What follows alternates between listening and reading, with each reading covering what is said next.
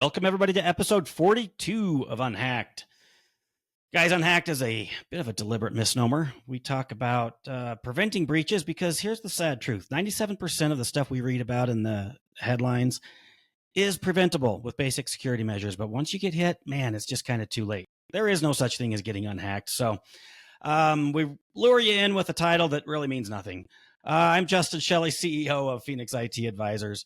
I keep businesses protected from Russian hackers, from government auditors, and goddamn the attorneys that come up afterwards with the class action lawsuits. We work with clients in Texas, Nevada, and Utah. And I am here today with my usual co-host, Mario, and we've got a special guest, Chase, today. Mario, real quick, tell everybody who you are, what you do, and who you do it for. How are you guys? As you know, Mario Zaki, CEO of Mastech IT. We are in New Jersey, right outside of Manhattan, and we do support for anybody who wants to give us their money. A specialist, I take it. Exactly. Now we work with medium to small to medium-sized businesses, keeping them protected, working smoothly, and we specialize in giving CEOs peace of mind and help them sleep better at night. I love it. And Brian's AWOL again this week. We're gonna hope he makes it next week. And that said, though, we've got somebody to fill a spot. Brian, you better hurry back. You might get replaced. Today we're sitting here with a guy who thinks he knows some stuff about AI. Now, I don't know. I probably nobody has heard of AI yet. It's this new trend. Nobody's really talking about it, but it's starting to evolve and develop. God, I wish that was true. It's like all you hear about anymore is AI, and we're going to dive into it today. And I brought Chase here to help us out with that. Now, Chase, you are also kind of in the Dallas area, yes? So yeah, DFW, going on almost 10 years. Okay, all right. Well, I bounce around. I'm home based in Dallas. I've got stuff going on, like I said, in Nevada and Utah. But we're going to have to get together one time and grab beer or whatever and talk face to face, even as much fun as it is over the computers. I love it. Whatever your vice is. I forgot. Bourbon. You want a bowl? Now you're speaking my language. All right, I've got all those vices. So, Chase, let me give you a little bit of an introduction, and then I want to turn you loose and tell me a little bit more in your own words about what you do. But what I pulled off of your profile here. Visionary managing partner of Alpine Anchor, cutting edge company dedicated to elevating businesses to the summit of their industries. I noticed that you kind of play on the Sherpa walking up the mountain to which one of the 7 great mountains is it? All of them. All of them. Okay. All right. I didn't want to make any assumptions, Anyways, passion for leveraging automation, analytics, and AI. I mean, this is the word of the day. This is what everybody's talking about. So I think you're a great fit for the show. We're going to talk about it, and we're going to kind of bring it home with what we always talk about, which is cybersecurity, because as technology evolves, which it does, sometimes we kind of think after the fact, oh shit, I forgot. We just opened up everything to the bad guys, including our bank account. So Chase, tell me a little bit about what you do, who you do it for, and maybe even a couple of client success stories if you've got them. Yeah. Well, Justin, thanks for having me on the show. Mario, good to meet you. Nice meeting you, Chase. Thank you for hopping on. Yeah, looking forward to replacing Brian, but if he hops on, mid flow here, we can poke him a little bit. But yeah. Well, you're gonna have to shave your head if you want to be a regular. That's true. Some hair up here still. You took the hat off before, and I'm like, from the sides, it looked like you fit in perfectly. Supposed to be bald. We'll rename the show after us. Well, guys, I've built a career off of interpreting, right, the business requirements, the business process, the technology, the people involved, right? And what I've learned is that nobody knows what they're doing. They're all making it up. I'm making it up. Oh God, that's right? So true. And everybody Googles it, but now everybody chat GPTs it. Right. But I've landed a number of really great success stories on basically taking the process, right, making it more efficient. And that's before AI really came around, right? We leveraged automation between CRMs and ERPs to move significant volumes of these transactions. And so that's where I kind of cut my teeth. deploying Salesforce for enterprise grade companies, lots of SMB, a little bit of nonprofit, right? And got a really good, over the course of the last 8 years, basically got 30 years of education in back-to-back Zoom calls, even before Zoom was cool. But yeah, that's where I effectively learned, like, hey, here's how we can connect these things in a way that makes sense, right? And leverage your time and your money, right, and your resources to do things faster, better, stronger. And so what I'm focusing on now, as I exited my last company, right, I'm building out a platform that does the same exact thing, right? We're just adding in this next API, and that is AI. Okay. But in thinking about client success stories, there's a lot of them. Part of those success stories start with the process. One client, right, that I worked on, walked into the door. Hey, show me the process. Oh, I can't. It's all in our heads, right? So, okay, well, what are we doing? You want to send me a lot of money, but y'all can't even explain what it is you do. So for one client, right, basically stepped into the door. The Salesforce world is broken. They didn't do it right. It needs to be re-implemented. We re-implemented it, scoped it, architected it, re-implemented it. That client is still a client today, and this is 7-8 years later. And then we connected it to their ERP system. We're moving contractual data back and forth. We're moving data from Stripe. So a whole lot of automation and integration. They are a very well-known cybersecurity nonprofit. And obviously they are barely stepping into the AI world, but had a lot of fun hanging out with them, continue to do so. Another one that I love to think about or talk about, right, are the ones where there's really no technology in place. It's kind of we built a business off of Excel sheets, right? So those are a lot of fun because you can step into the world of technology, and me maybe being as good as I am, or maybe I'm terrible, I don't know, right? But I can step into that world with a well-defined process, right? And now I can make it 10 times more efficient, right? 20 times more efficient. I hate when people are like, well, I made it 37.35% more, more better. Where did you make that up? I don't know. It's math. You wouldn't understand. Yeah, like they ran Google Analytics and it said I made money, But what I found is that when you have that solid process that makes money, right, that does this thing, that delivers on this value, then you apply technology to it, you really can achieve some really, really cool and interesting things.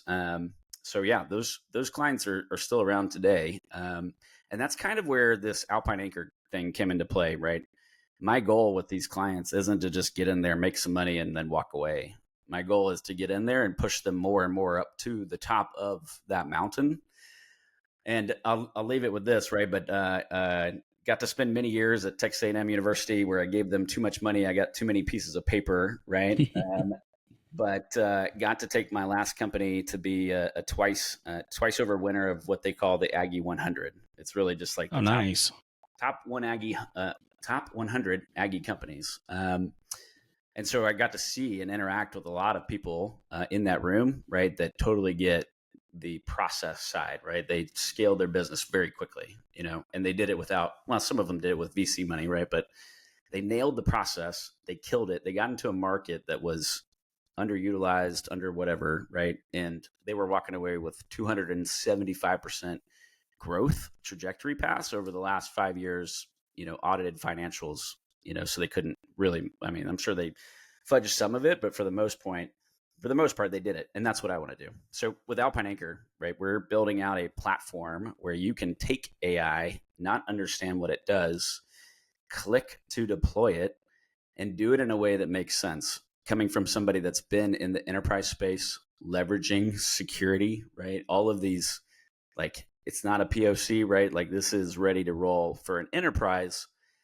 but I want to do it for SMB, right? I want to focus on the companies that deliver lots of value to their clients, to their customers. Anyway, that's what I'm up to these days. All right. Well, that sounds like a lot. Now, do you fancy yourself a coder? Are you writing code? I am. Okay.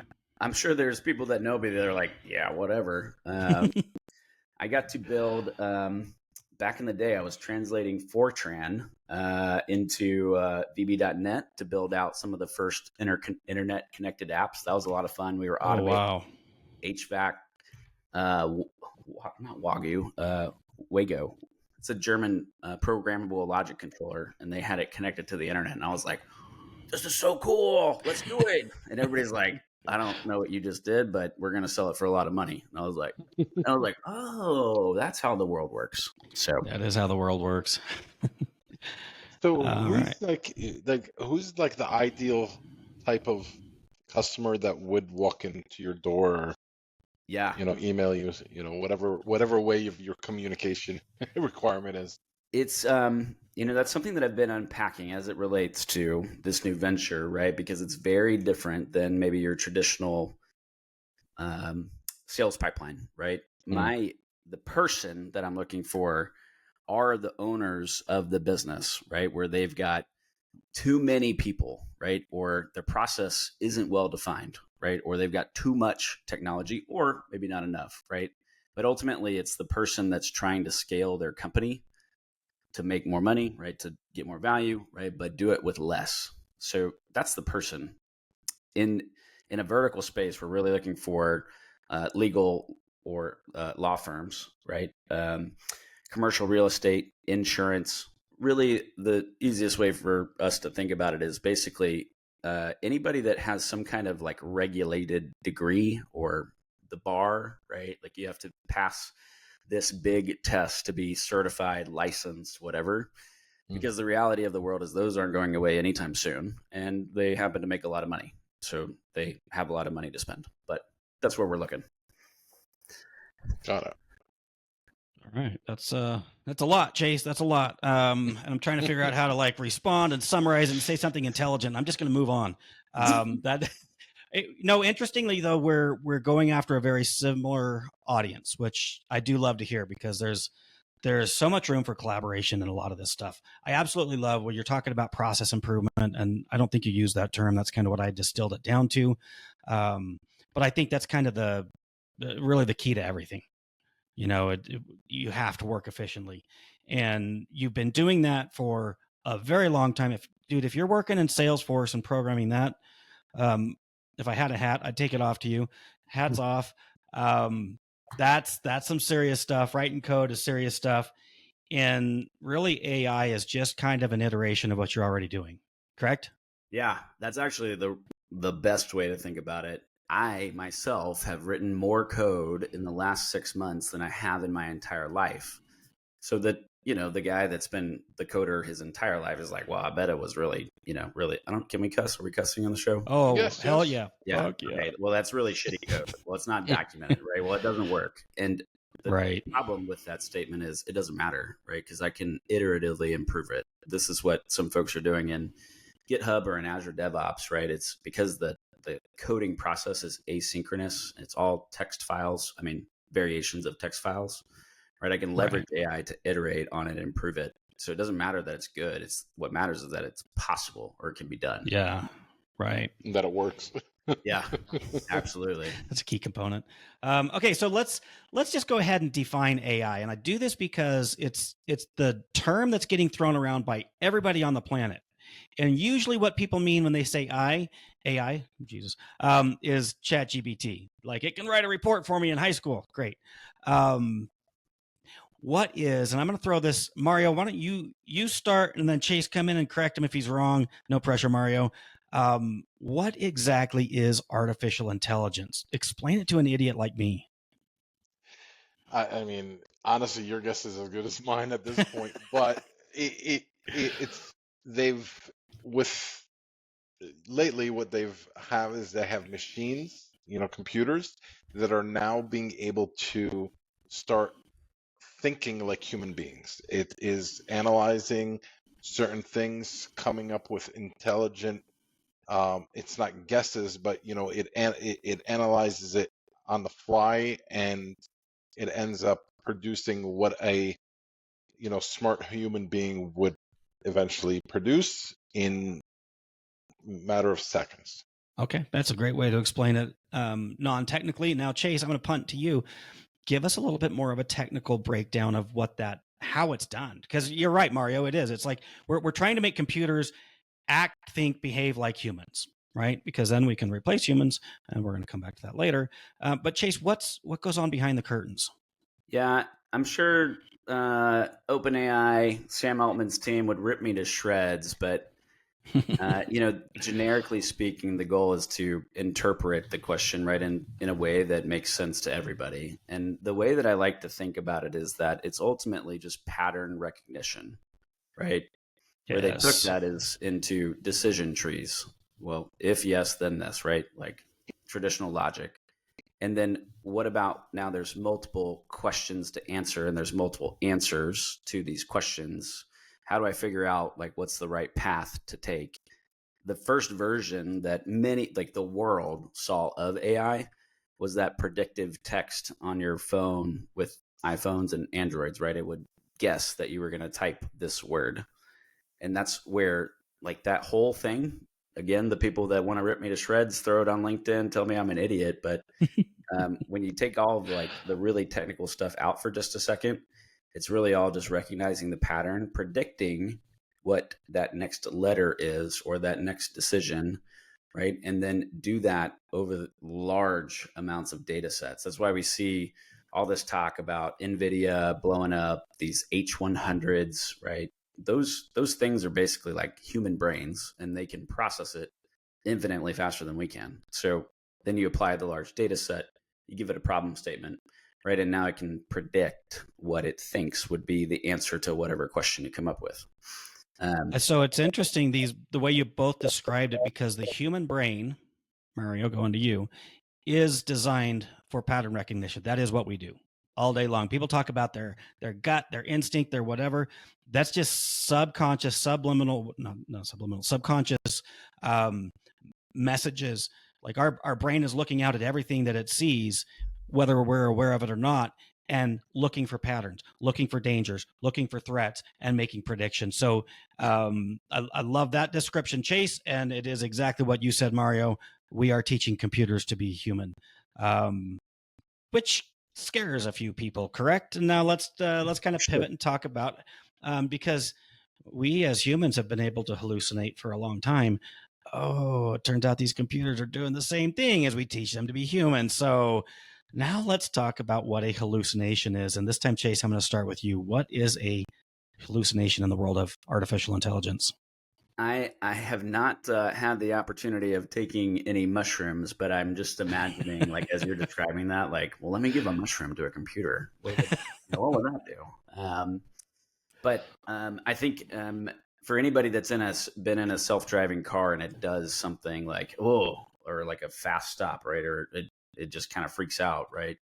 Like those are the very first hallucinations that a large population set has seen. It's just automatically braking. Well, it's hallucinating something. That's a car is in the way, a person's in the way, or it hallucinates that the person isn't there when they actually are, right? And we've seen some, tragic responses to that. If you take out the driving scenario, right, a hallucination is just an incorrect prediction, right? If you think about when you're driving and somebody looks like they're going to come in front of you and you respond to that, well, you're hallucinating, not in like I took some mushroom sense, but like, I think he's going to do X, but then he does something else and you respond to that X, that's the hallucination. So we see a lot of this. It's really easy to connect it to human hallucinations. Like, I think I should do this. Well, some people, I don't love the word hallucination because it implies like I took something, right? I like took some drugs and now I'm hallucinating. Right. It really is just an incorrect prediction, right?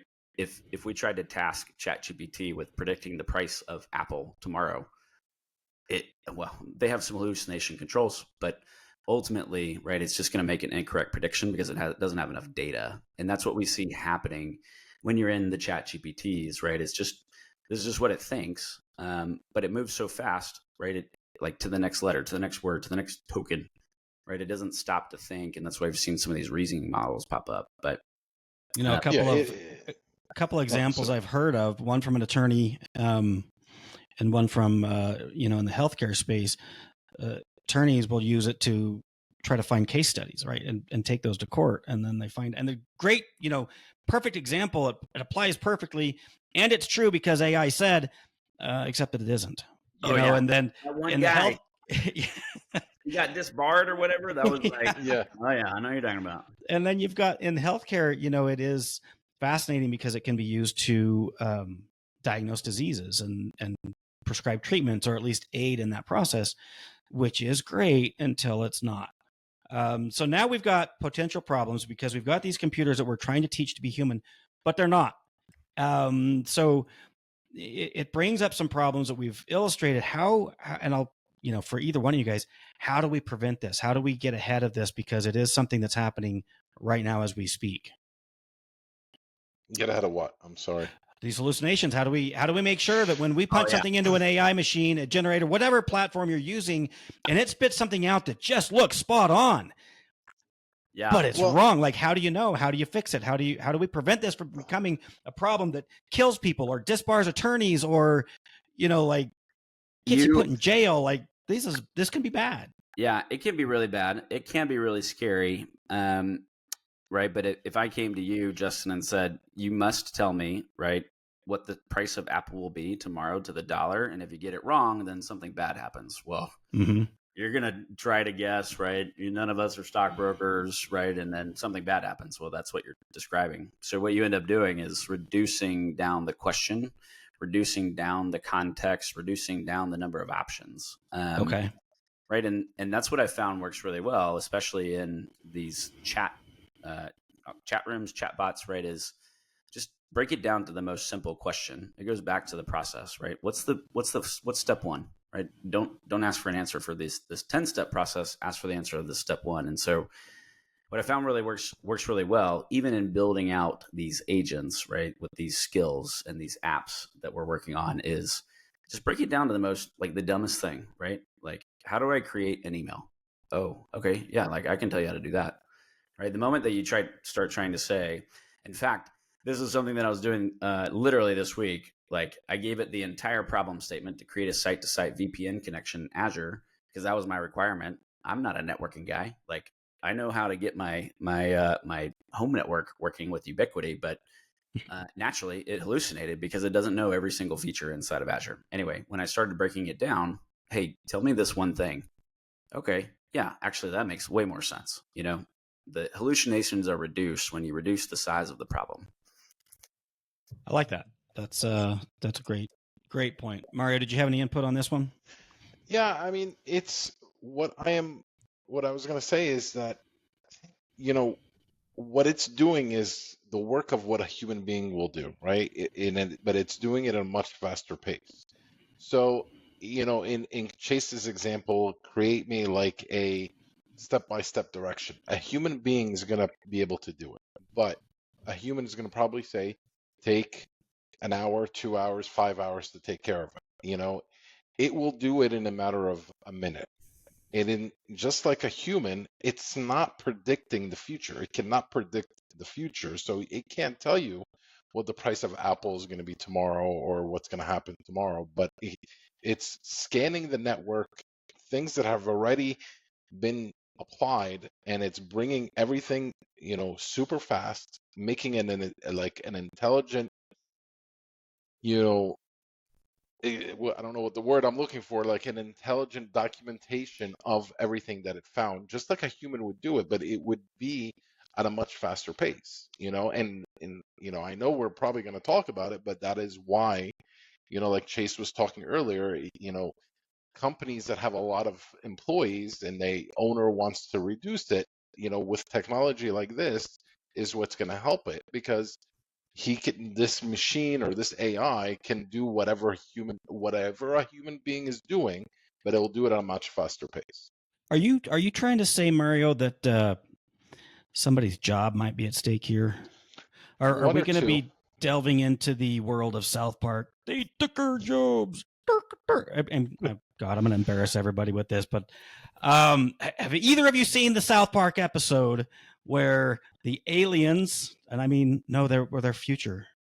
They're people from the future, I think, come back in time, and they're working for pennies because they can invest it, and then whatever. I'm not going to get too far into South Park, but it is It's where I get most of my intelligence, unfortunately.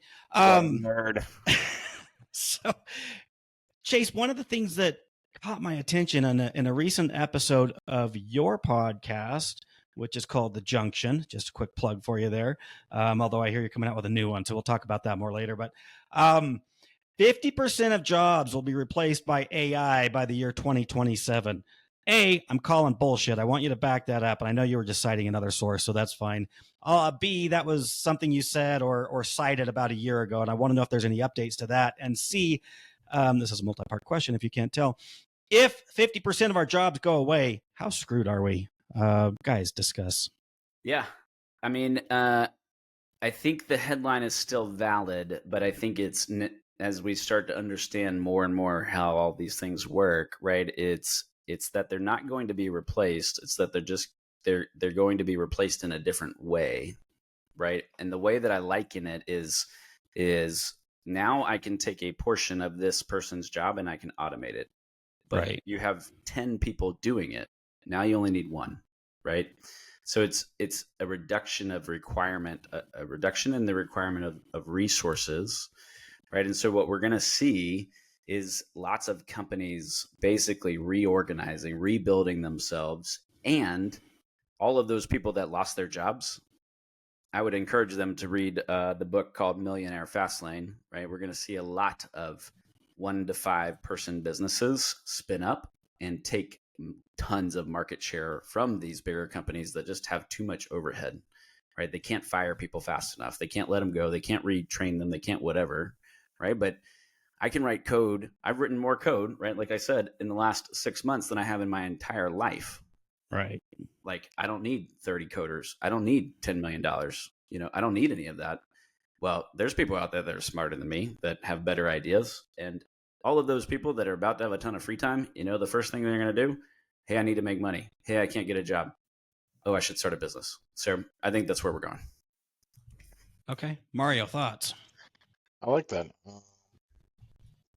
It is, we do see it a lot already. For example, being in IT and stuff like that, we work with like companies and it's all about like SEO and blog posts and stuff like that. I actually attended a workshop a few weeks ago about somebody, how they said that they could create 100 posts in a matter of, instead of whatever time, they could create 100 posts and have it automatically post to your LinkedIn, Instagram, Facebook, all that stuff in under 10 minutes.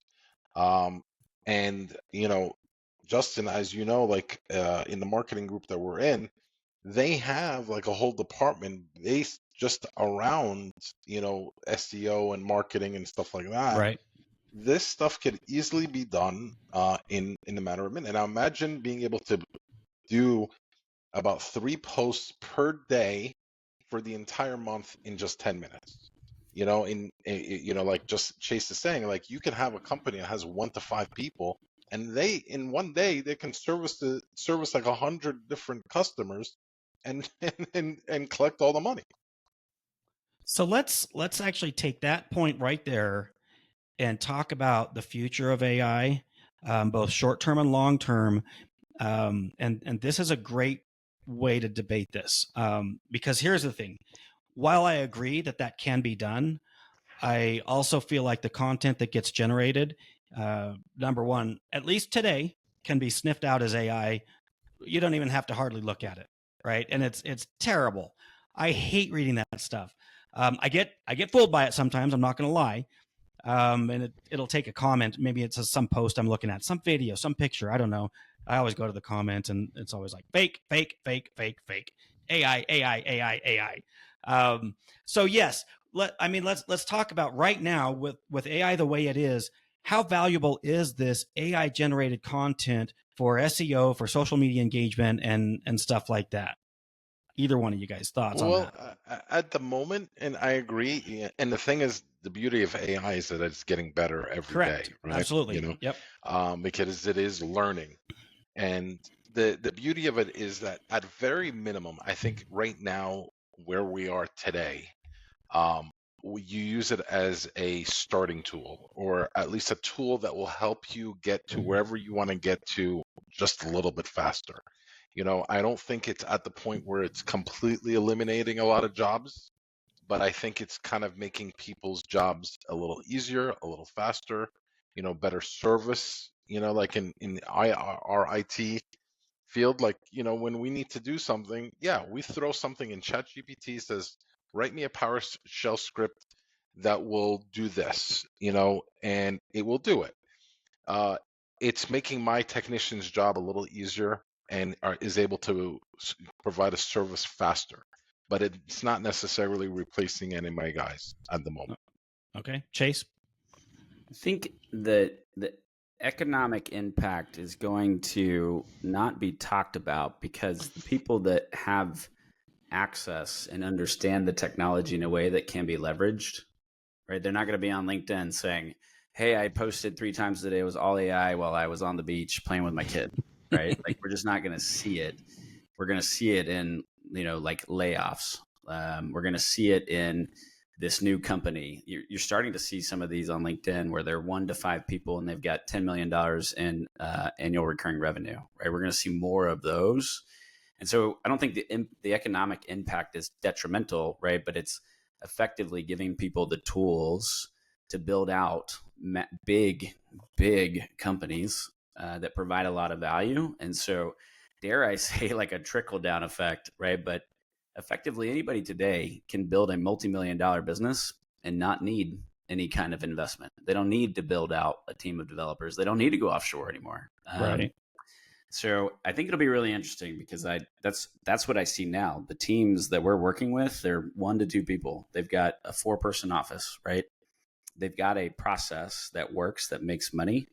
And traditionally, you'd go raise some money so you could speed up that growth, right? That you could market more, all that stuff, right? You'd have a team of developers that can develop it faster. Well, I don't need that anymore. And the people that I work with, neither do they, because I'm going to provide that kind of technology for them. So, I mean, the economic impact, it can be scary to see lots of these layoffs, but ultimately it opens up more time for people to build the types of things that we're talking about.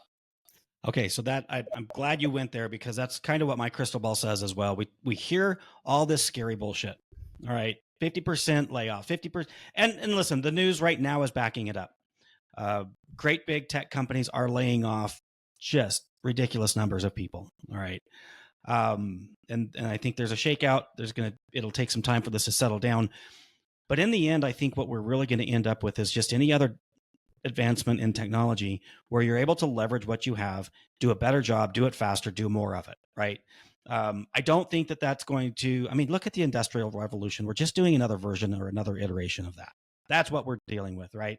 So we're going to have more wealth creation, more job opportunities, better output, better availability of products and services. This is my belief. I think we're going to live better lives as a result. Now, of course, there's scary stuff. There's unknowns. There's threats. And now we need to soon get to the security aspect of this because this is a podcast about cybersecurity. But as far as just productivity, I'm going to use an example of one of the most recent things I did with AI, which is I'm preparing to do a podcast. Right. Jesus, we're on the podcast. I'm preparing for a webinar. He's going to make another one, y'all. Yeah. No end to the number of podcasts I can create. So I'm prepping for a webinar, and it's something that I've been talking about on this podcast. The subject of the webinar is for over a year now. But for me to go ahead and prepare the bullet points and the slide deck for it takes a shit ton of research and preparation.